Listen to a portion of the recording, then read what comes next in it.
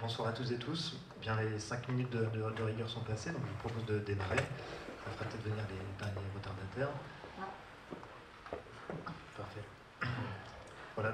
Merci de votre présence en nombre ce soir pour notre dernière conférence, la dernière des 4 conférences qui se tiennent dans le cadre de l'exposition L'habitat d'hier aujourd'hui. Exposition qui sera visible jusqu'au 16 janvier. Voilà, pour si jamais vous souhaitez passer le mot, les gens pourront encore se rendre ici dans le hall pour prendre connaissance de la rétrospective qui a été élaborée par Dominique Licaoli, qui est ici présente, en partenariat avec la Glucoserie, donc le Centre d'interprétation de l'architecture et du patrimoine du pays d'art et d'histoire d'Épinal-Cœur des Vosges. L'idée, donc, à travers cette exposition, c'était, au-delà de retracer de manière un peu non exhaustive l'évolution des modes d'habitat de la préhistoire jusqu'à nos jours, c'était de marquer un petit peu comment l'habitat, construit à une certaine époque, traduit une certaine vision de la société à l'instant T, les valeurs qu'elle porte. Voilà, et qu'est-ce que ça nous raconte, en fait, de l'organisation de la société à l'instant où le bâtiment a été construit. Ce rapport entre l'habitat et la société tend un peu à s'estomper de nos jours. On tend vers une banalisation des formes d'habitat avec l'habitat pavillonnaire qui est devenu un petit peu la norme et qu'on retrouve de manière un peu similaire partout aux 4 coins de la France.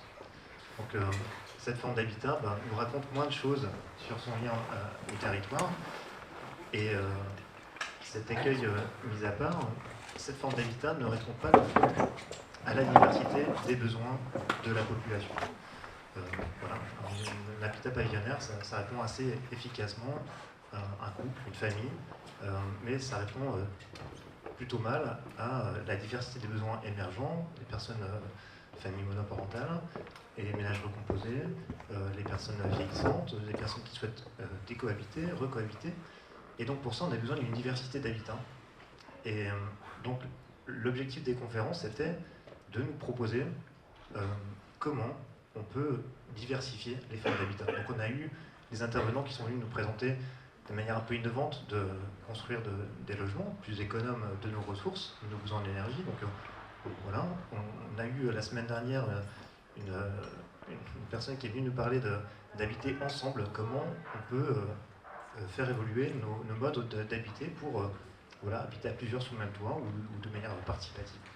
Et ce soir, on a le plaisir d'accueillir Frédéric Level, qui est directeur adjoint au Conseil d'architecture, d'urbanisme et de l'environnement des Vosges, pour nous montrer, peut-être nous démontrer, en tout cas nous donner envie de reconsidérer le bâti existant, le bâti ancien, et de se dire, c'est un bâti qui, dans nos contrées, est largement délaissé. On a beaucoup de bâtis vacants, qui a un peu perdu sa vocation. Et on se dit que c'est plutôt une bonne opportunité pour nous, pour lui redonner une vocation d'habitat qui peut répondre à la diversité des besoins que j'ai évoqués. Voilà, donc en substance, l'idée de la conférence de ce soir. Je ne vais pas être plus long, je te cède la parole, Frédéric, et puis je vous souhaite une bonne conférence à toutes et à tous. Merci.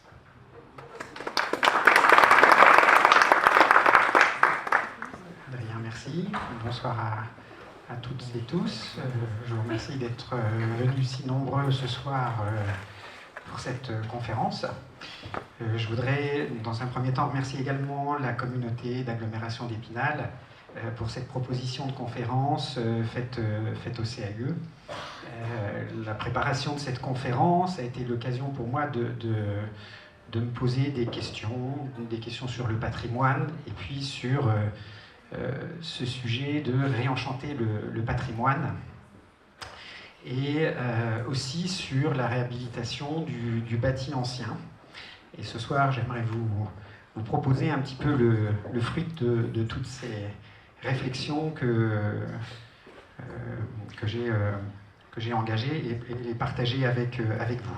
Alors, mon propos se nourrit principalement par la pratique de terrain qu'implique la mission de conseil aux particuliers qu'assure le CAUE.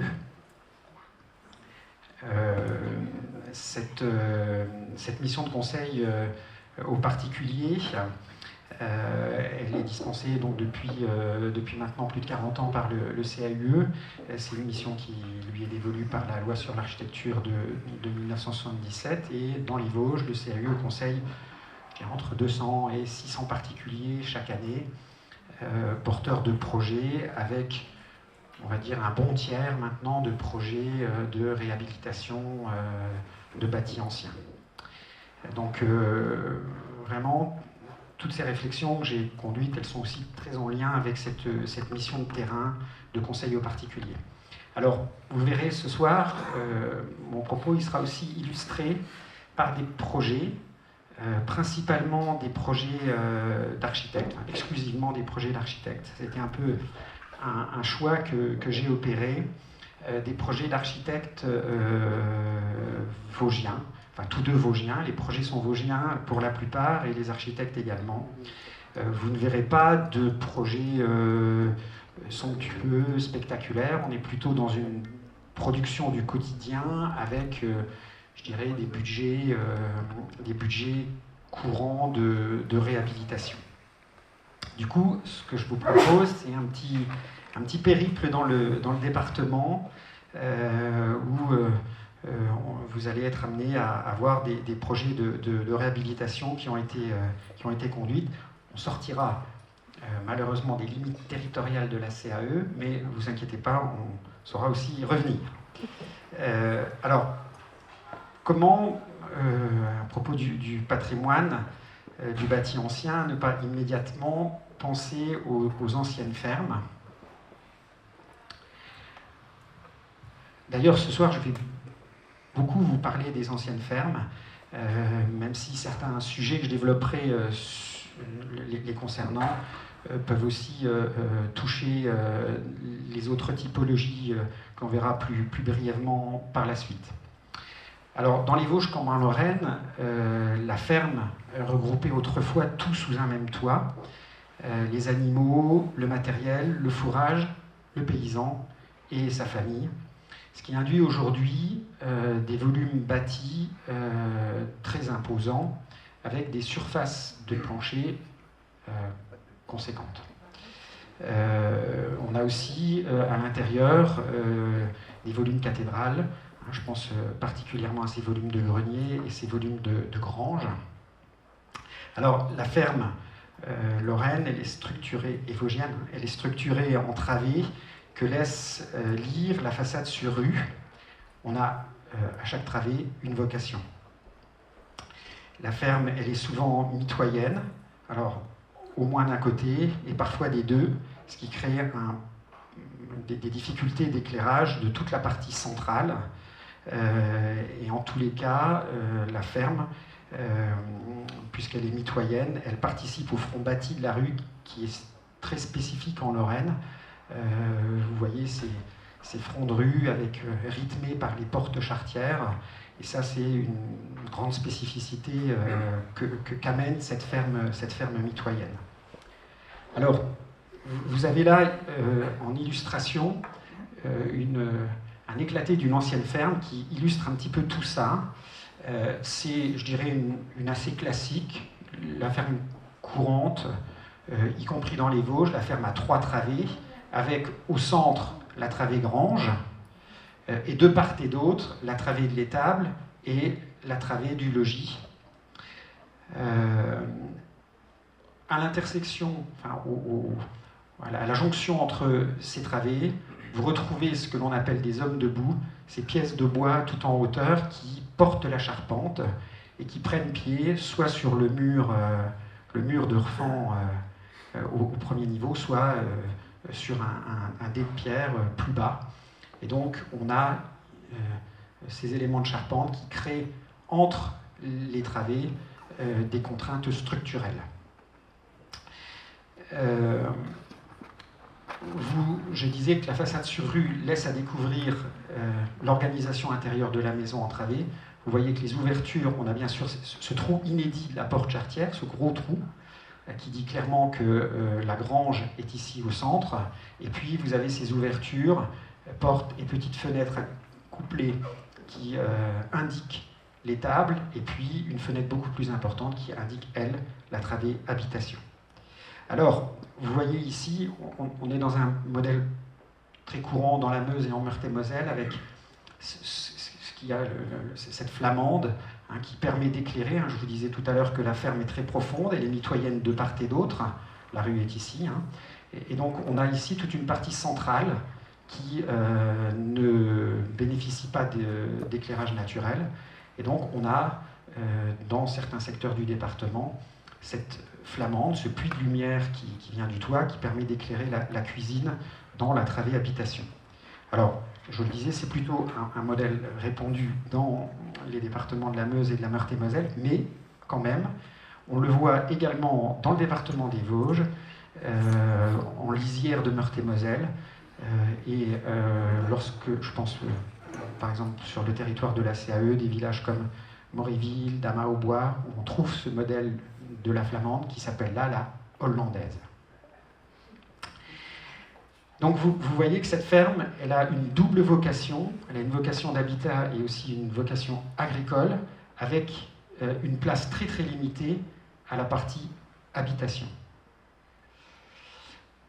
J'aime aussi montrer cette coupe qui est issue d'un ouvrage dont on dispose au CAUE, un ouvrage qui date des années 70-80, qui regroupe des relevés de fermes, donc des maîtres de fermes qui existaient à l'époque, qui accueillaient encore de l'activité agricole. Et vous voyez là donc une coupe sur la travée du logis, donc on voit les pièces d'habitation, et puis vous voyez dans le grenier l'importance accordée au fourrage, qui monte quasiment jusqu'au faîtage de la maison. Alors, cette ferme, dans la Lorraine, elle accepte des variantes. Je vous montre une variante CAE, de nouveau à 3 travées. Vous voyez la travée centrale de la grange. Cette travée centrale, elle propose un espace à l'avant qui s'appelle le charri, qui distribue l'ensemble de l'intérieur de la maison, avec 2 parties d'habitation côté rue, et puis les étables ici en partie arrière. Donc là, vous avez une vue sur le charri, et puis une vue sur la façade côté rue. Et vous voyez que cette façade côté rue, je vous disais, elle est très expressive. Elle révèle l'organisation originelle à l'intérieur de la maison. Alors, voilà, c'est un petit peu l'état des lieux. Quand on commence à raisonner réhabilitation de ce bâti, bien sûr, on aura envie de dire que quand même, il a les qualités de ses défauts. Je vous parlais de surface très importante, je vous parlais de volume intérieur cathédrale. Ce bâti, il offre aussi l'occasion de créer à l'intérieur un espace exceptionnel pour un logement. Alors, on verra très souvent, par exemple, l'ancienne grange qui est transformée en hall d'entrée et qui redistribue l'ensemble de la maison. Un autre exemple, aussi très fortement nourri par l'existant, vous avez là une ancienne ferme dont la travée centrale, donc qui était dévolue à la grange, contribue à la distribution verticale du logement, donc à la desserte des logements, en proposant différents niveaux, différents plateaux très ouverts, et qui laissent pénétrer la lumière à l'intérieur du volume.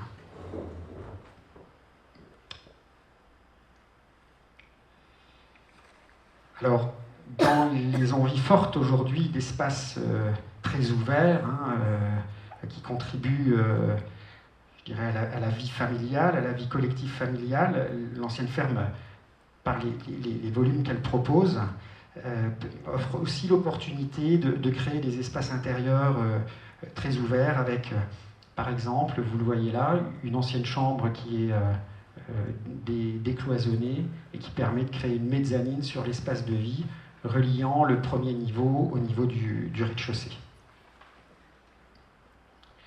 Alors, la réhabilitation des anciennes fermes, c'est aussi une belle occasion de valoriser des éléments de patrimoine intérieur qui sont déjà là. Je pense tout particulièrement à une cheminée, une pierre à eau, un four à pain, la taque, une boiserie, un escalier.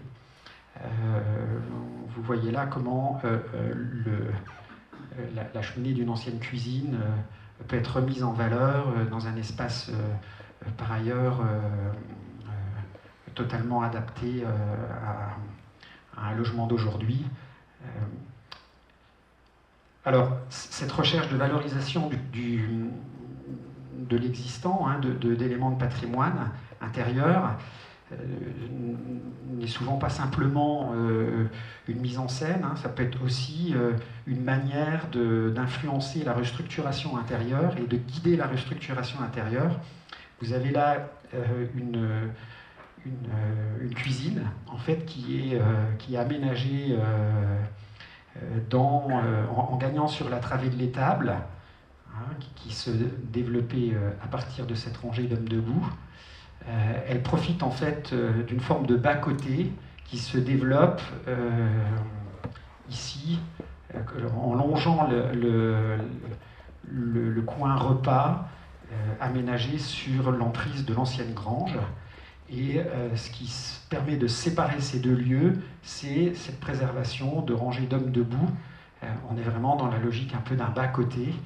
Vous avez ici la nef centrale qui permet d'accueillir le coin repas et ce bas-côté qui, lui, est occupé par le mobilier de la cuisine.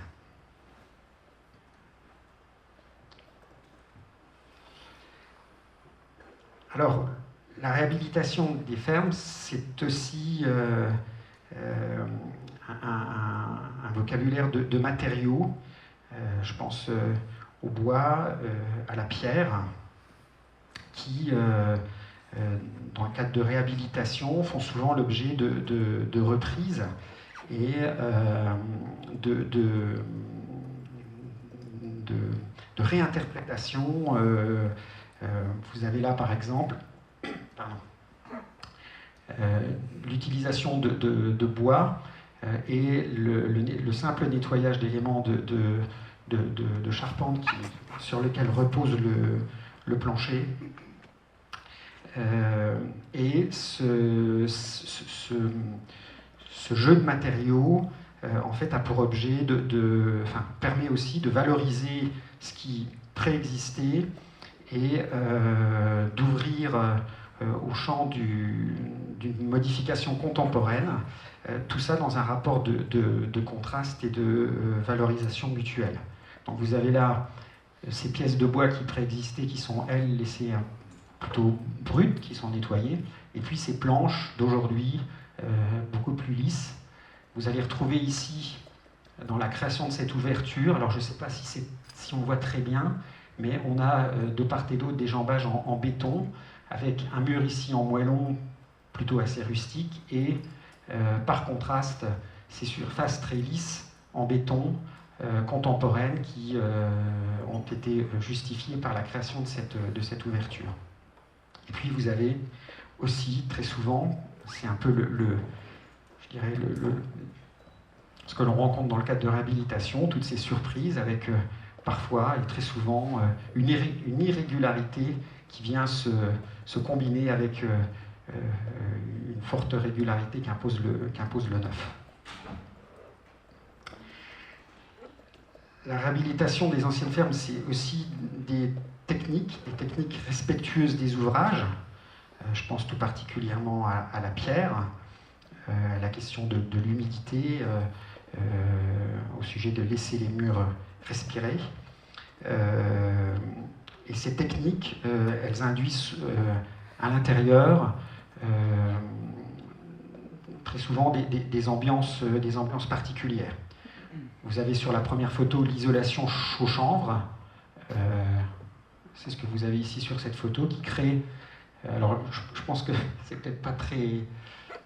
sur l'écran, c'est peut-être pas très expressif, mais qui crée des parois dans des tons on va dire beige crème, avec des fibres qui contraste avec... donc là, on a l'isolation, en fait, chou-chanvre qu'impose l'isolation périphérique des murs de la maison. Et vous avez, par ailleurs, l'emploi de placo beaucoup plus classiques blancs sur le reste des parois. Et donc, on a la création d'un contraste et d'une ambiance très particulière. Vous avez aussi ici des réemplois de matériaux, je pense au tavaillon, parce que ces techniques dont je parlais, on les découvre ou on les redécouvre.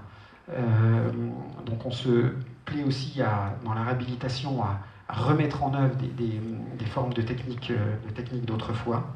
Et puis, vous avez, et ça, on est plutôt dans une logique de développement, la question du réemploi, le fait de réutiliser des matériaux qu'on a sur place, tout ça dans la logique du défi écologique, c'est-à-dire qu'on a de la matière qui est là à notre disposition, pourquoi ne pas la réutiliser? Et cette matière, ça peut passer par le réemploi de pierres, de bois, mais aussi tout simplement de tuiles. Parfois, la réfection d'un toit ne nécessite pas de remplacer toutes les tuiles. Alors, la ferme, c'est aussi une formidable source d'inspiration. Vous voyez là la façade sud d'une ancienne ferme,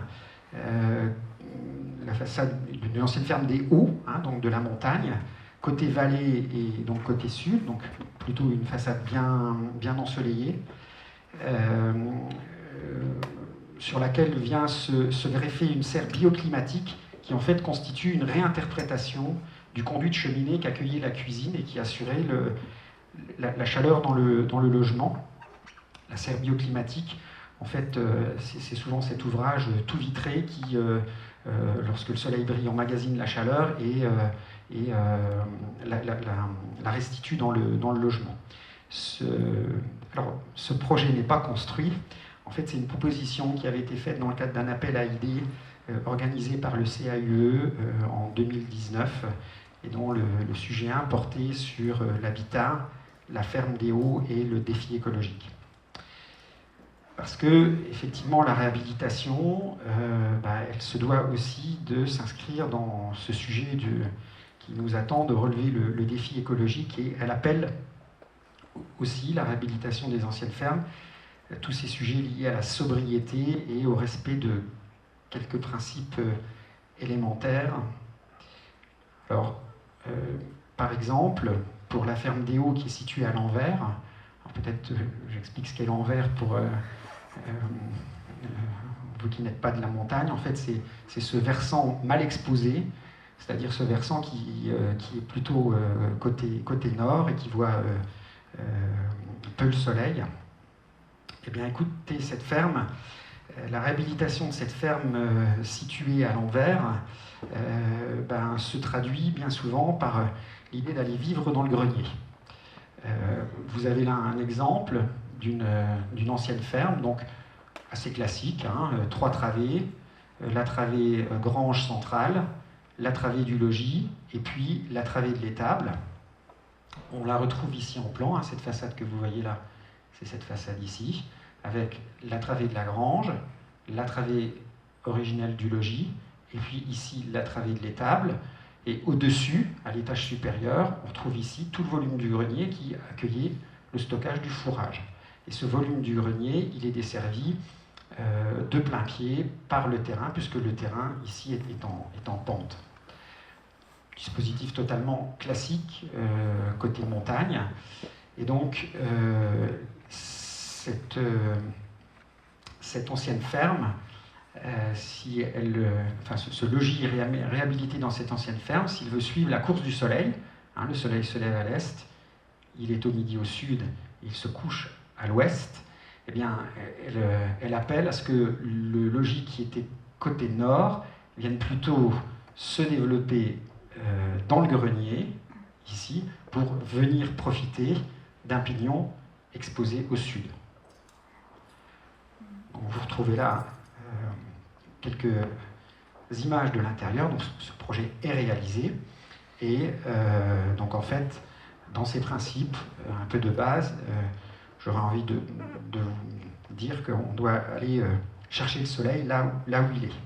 Même si parfois, dans ces fermes à l'envers, on a quand même la difficulté de l'attraper parce que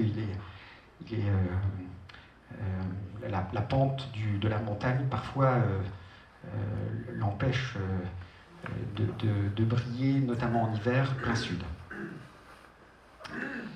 Donc, la réhabilitation, c'est aussi la nécessité de s'adapter. Et vous voyez que parfois, on se doit d'accepter que le patrimoine doit fortement évoluer. Alors, ce projet, il me permet aussi d'aborder un autre sujet, c'est le devenir en fait de cette travée habitation d'origine qui, dans ce projet, accueille au rez-de-chaussée et à l'étage un gîte que je dirais élastique, dans la mesure où tout le rez-de-chaussée n'est dévolu qu'au gîte, mais les chambres à l'étage sont partagées avec le logement du dessus, c'est-à-dire que la propriétaire qui habite ici peut, lorsque le gîte n'est pas loué, occuper les chambres, et lorsque le gîte est loué, on ferme le logement, et le gîte utilise les chambres de l'étage. Donc,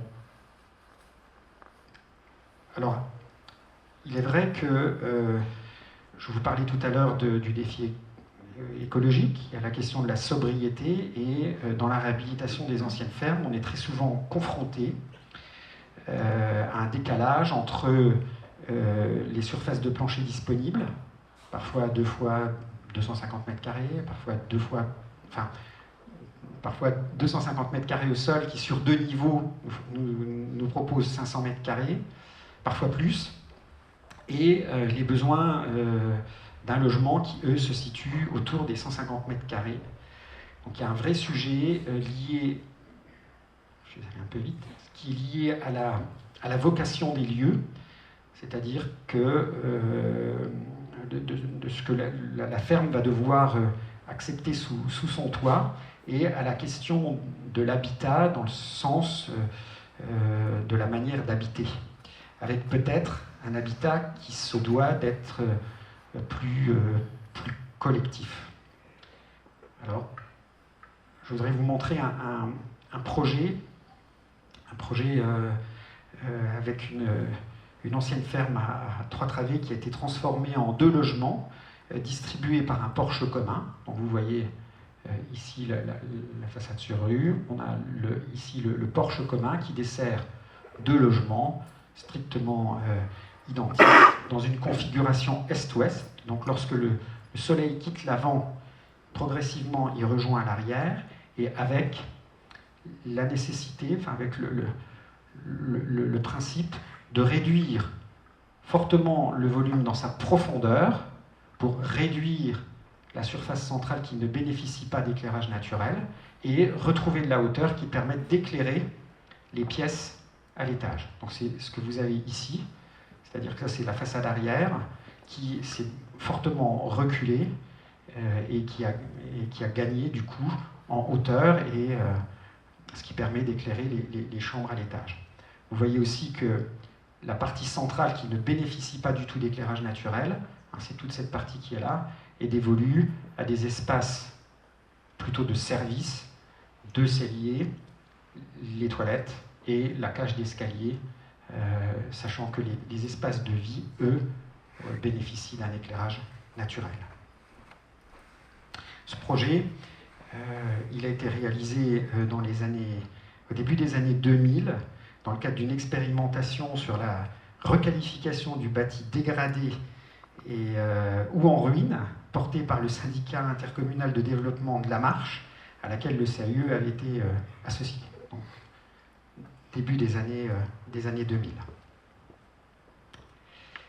Alors, dans une disposition peut-être un peu plus atypique, je vous montrerai aussi cette réhabilitation d'une ancienne ferme en 2 logements. Alors de nouveau, je suis désolé, une ferme des Hauts, de la montagne, avec le principe de la boîte dans la boîte, c'est-à-dire que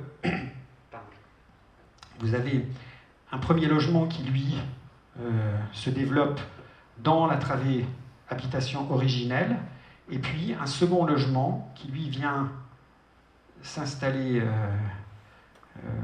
au-dessus et à côté. Chacun profite d'un accès indépendant, c'est-à-dire que cette ferme qui est, alors, de manière totalement classique, le grenier ici profitait d'un accès par un niveau haut du terrain. Cette ferme, ce logement en vert profite d'un accès indépendant depuis la partie haute du terrain, alors que le second logement, lui, est desservi par la façade avant, qui est, elle, au niveau inférieur. Donc, pour preuve que chacun son accès, on peut cohabiter. Alors, à côté de ces sujets d'habitat peut-être plus collectifs, on est à deux sous un même toit sans se gêner. On pourrait aussi voir des opérations avec une certaine mixité programmatique. Je pense particulièrement à des opérations où en fait on réussit à associer un habitat, un logement avec des locaux professionnels. Donc je vous montrerai là une ferme qui est construite perpendiculairement à la voie qui la dessert. Et du coup, cette ancienne ferme, elle profite de deux accès, d'un accès originel à l'avant et d'un deuxième accès ici à l'arrière, ce qui lui a permis de développer un projet mixte, en fait, dans le cadre de sa réhabilitation, avec deux usages distincts. Un usage d'habitat, ici en partie avant, où on accueille le logement. Ce logement profite d'une terrasse, de deux terrasses, une à l'avant et une ici sur le côté. Et puis, sans être gêné, l'accès arrière est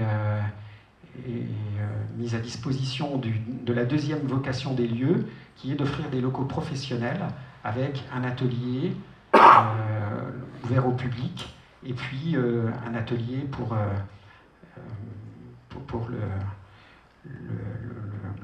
l'artiste qui les occupe. Voilà, donc quelques exemples de réhabilitation qui vous montrent comment on peut travailler avec ce patrimoine des anciennes fermes et comment il peut s'adapter à de nouvelles vocations. Alors, dans notre petit périple, je voudrais vous emmener peut-être maintenant dans une deuxième typologie qui me semblait intéressante d'évoquer ce soir, qui est la typologie de la cité ouvrière et de la maison de ville. On est là dans un habitat d'un milieu plus urbain, avec souvent de petites parcelles et souvent une mitoyenneté avec laquelle il va, peut-être aussi un peu comme la ferme, falloir composer. Contrairement à la ferme, la maison de ville et la cité ouvrière, elles avaient pour vocation dès l'origine un habitat, mais on constate très souvent que les usages ont complètement changé.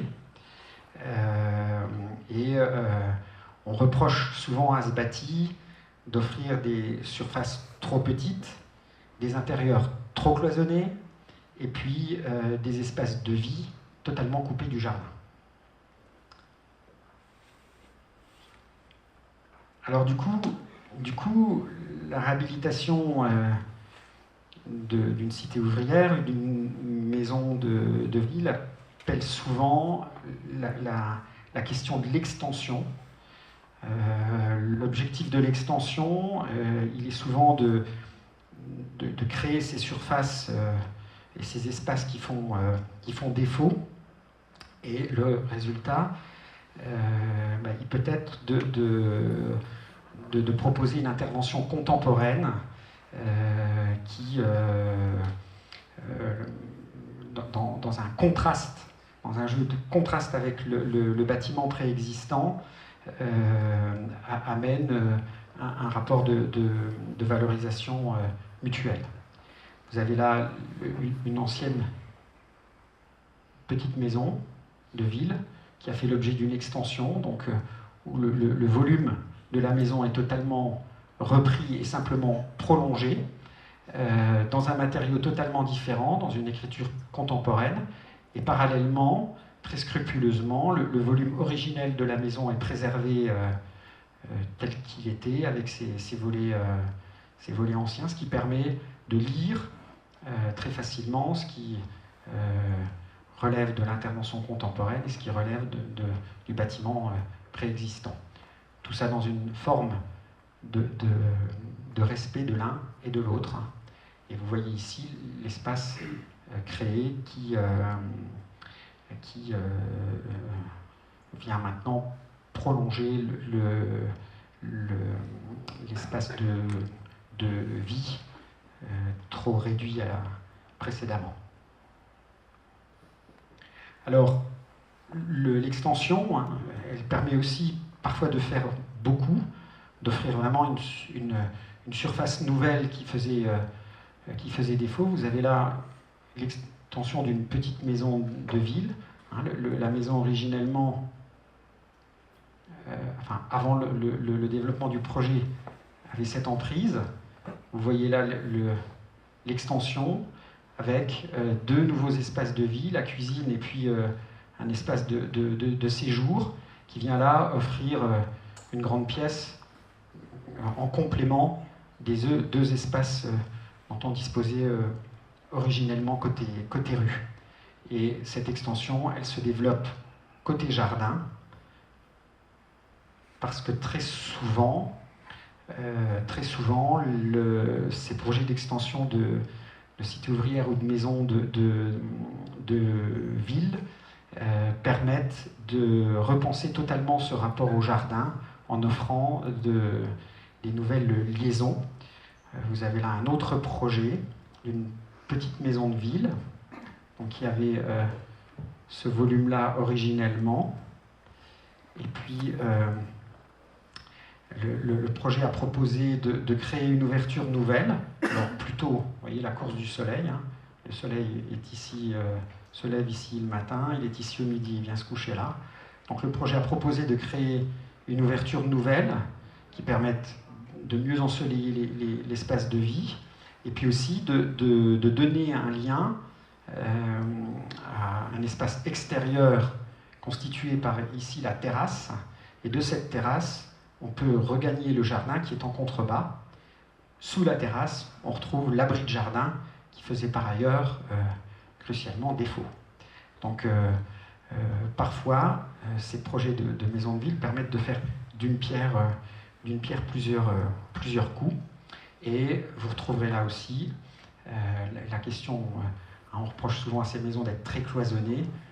On avait une cloison ici en partie centrale qui a disparu pour avoir un espace de vie plus généreux. Un autre exemple de décloisonnement, on avait une maison avec ici des cloisons, un couloir, hein, qui ont disparu et qui ont laissé place à un escalier dans un meuble, le tout dans un espace beaucoup plus ouvert. Alors, peut-être j'aborderai brièvement aussi la question de l'immeuble de ville dans notre peut-être troisième station dans ce petit périple. Comme la cité ouvrière, l'immeuble de ville il propose plutôt, comme la cité ouvrière et la maison de ville, l'immeuble de ville propose plutôt un habitat de milieu urbain. Hein. De la même manière, on reproche souvent à ces immeubles de ville d'offrir des logements qui sont très cloisonnés et plus adaptés aux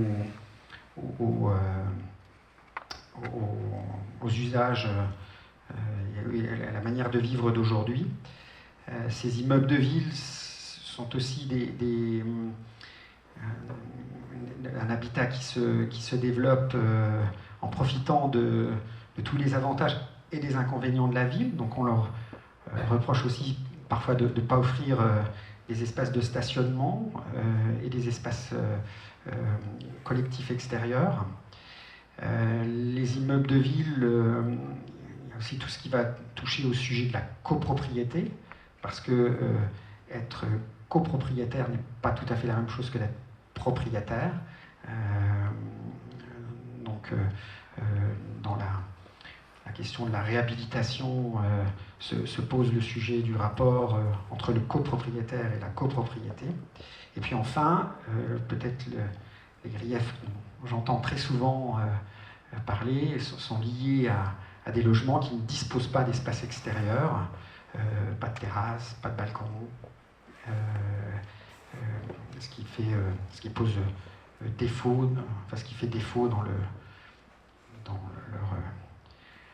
l'appropriation que les habitants souhaiteraient, ou dans leurs aspirations d'aujourd'hui.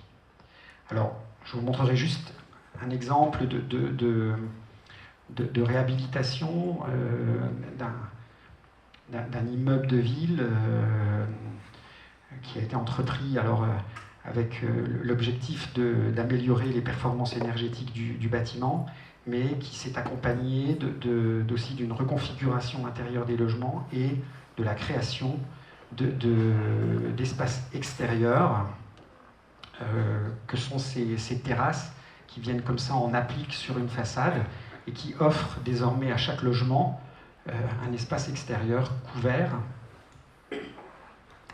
Vous avez là donc ces terrasses qui donnent un cadrage sur le grand paysage. Vous voyez là la structure telle qu'elle se développe à l'arrière du bâtiment. Peut-être dernière petite étape dans notre périple, je vous parlerai maintenant de l'ancienne usine et des bâtiments plus d'activité. Alors, contrairement aux trois autres typologies que l'on a pu voir, les bâtiments d'usine n'ont pas du tout été construits pour accueillir de l'habitat. Donc on est dans une architecture totalement différente, avec ses propres logiques, souvent avec ce principe de shed, hein, ces toits comme ça qui se répètent, et une surface vitrée du côté du nord qui permet d'accueillir la lumière de manière constante dans l'atelier. Et puis, on a souvent, avec ces bâtiments qui sont des bâtiments plutôt d'activité ou des bâtiments industriels, des structures qui n'ont rien à voir avec l'habitat, avec des charpentes métalliques, des potelets métalliques, et puis des maçonneries parfois laissées brutes. Donc on est vraiment dans une architecture très différente qui pour autant, peut-être comme la ferme, c'est aussi s'adapter, et c'est aussi se transformer. Alors, de nouveau, suivant le principe de la boîte dans la boîte, un peu comme le projet que je vous ai montré dans la ferme, vous retrouvez là, c'est après projet, hein, c'est ce hangar après travaux qui accueille un logement, en fait, avec des volumes. Vous voyez aussi une écriture contemporaine, des volumes qui viennent s'insérer en jouant des contraintes structurelles liées à la charpente métallique.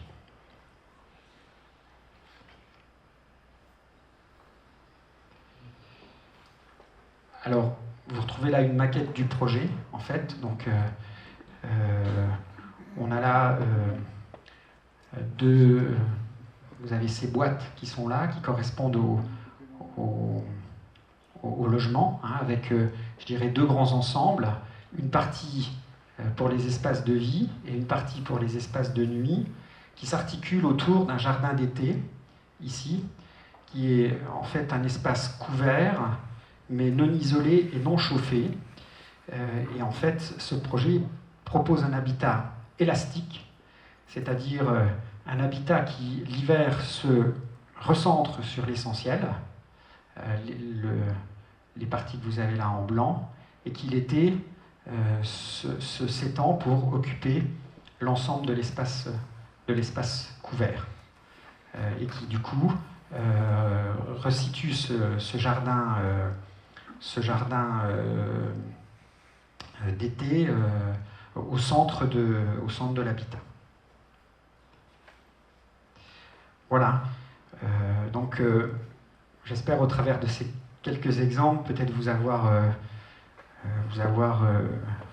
démontré que on peut faire beaucoup de choses avec le bâti ancien et le patrimoine. Alors, parfois, au prix d'importants travaux. Je ne sais pas si dans la salle, certaines personnes ont des projets, mais si c'est le cas, j'espère aussi vous avoir donné l'envie. Alors, au-delà de cette question de l'adaptation à de nouveaux usages, je pense que la réhabilitation, elle pose des questions un peu plus profondes. Je pense qu'elle pose la question, Adrien en parlait en introduction, elle pose la question de la valeur qu'on peut accorder au patrimoine. Alors, il est vrai qu'en Lorraine, on n'a pas forcément un patrimoine très très ancien. Une grosse partie de notre patrimoine date plutôt du 19e et du 20e siècle. Mais pour autant, ce patrimoine, il est porteur d'identité, il crée un cadre de vie très spécifique qui devrait, de mon point de vue, contribuer à l'attractivité du territoire dans la mesure où on est en capacité de le mettre en valeur. Je vous ai parlé de la ferme mitoyenne de part et d'autre. Effectivement, cette ferme, elle crée ce que l'on appelle le village-rue, hein, avec ses fronts bâtis de rues très très spécifiques. Et pour moi,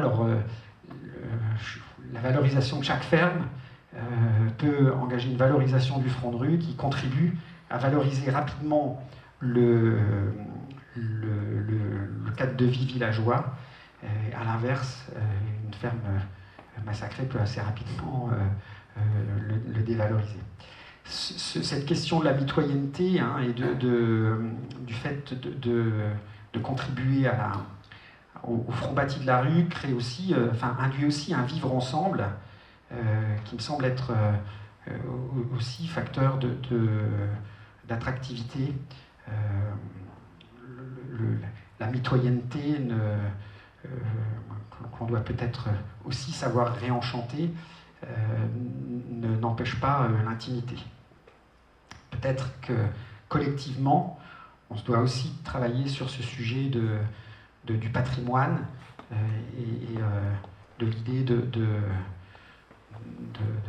travailler sur la valeur qu'on doit lui accorder. Je vous ai parlé ce soir d'habitat partagé, d'habitat élastique, de programmes mixtes. Je pense aussi que la réhabilitation, alors peut-être excepté la réhabilitation de la maison de ville, qui dès l'origine était faite pour accueillir de l'habitat et plutôt une structure monofamiliale, plutôt un seul foyer. Je pense à toutes les autres typologies, la ferme, l'immeuble de ville, mais aussi la friche. Elles appellent peut-être à ce qu'on réfléchisse aussi à la question de l'habitat, vraiment, dans une façon d'habiter nouvelle, peut-être une façon d'habiter de manière moins individuelle.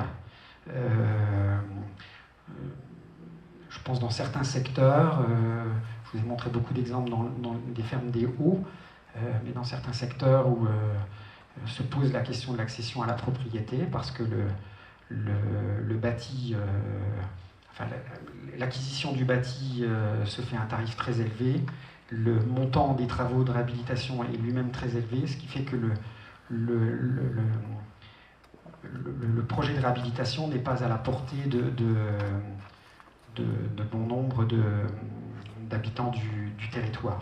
En revanche, si on réussissait à se mettre à plusieurs ensemble pour vivre sous ce même toit, on rendrait sans doute les opérations plus jouables, avec sans doute, bien sûr, et ça c'est peut-être aussi un atout dont on parle peu, la question de l'autoconstruction.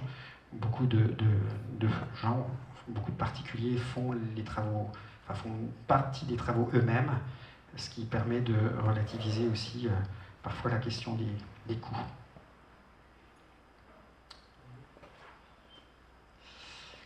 Tout ça pour dire que toutes ces opérations de réhabilitation d'aujourd'hui,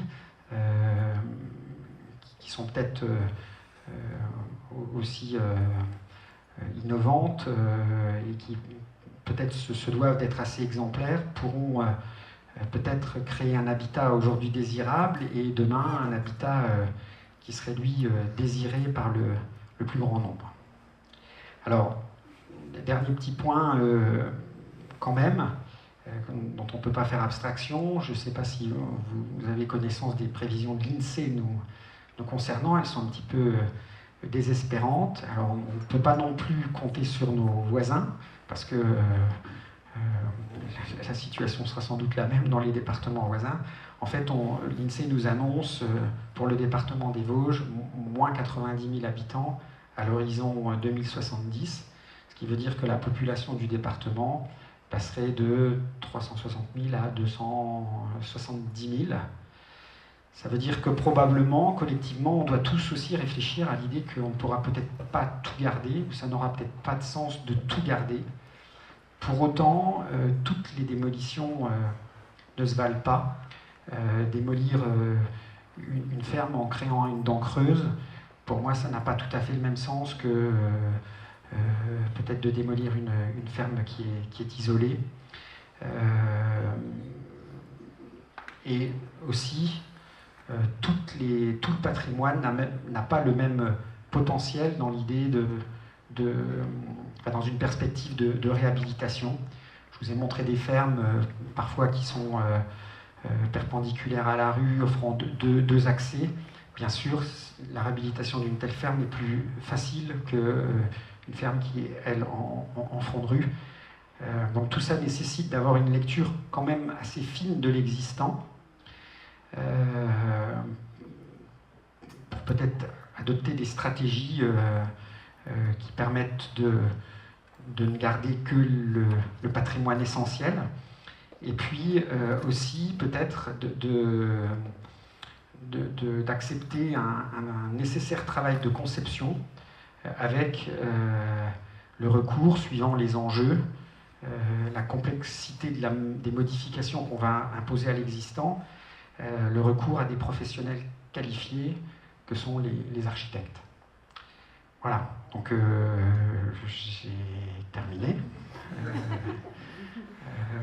Je vous remercie pour votre attention, et puis je tiens aussi à remercier un certain nombre d'architectes dont vous voyez les noms sur les planches, qui m'ont très gentiment fourni des références de projets qu'ils ont réalisés. Voilà.